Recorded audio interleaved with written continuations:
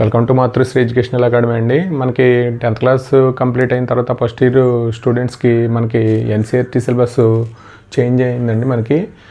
మనకి ఇంట్రొడ్యూస్ చేశారండి NCERT syllabus.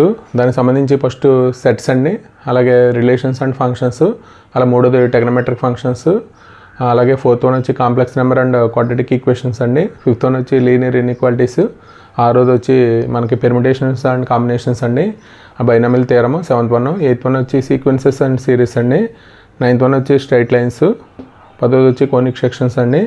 11th one వచ్చి ఇంట్రడక్షన్ టు 3 డైమెన్షన్ జామెట్రీ అండి. 12th వన్ వచ్చి లిమిట్స్ అండ్ డెరివేటివ్స్ అండి. 13th వచ్చి స్టాట్ అండి. 14th వచ్చి ప్రాబిలిటీ అండి. ఇది మనకి first year syllabus NCERT syllabus introduce చేస్తున్నారండి.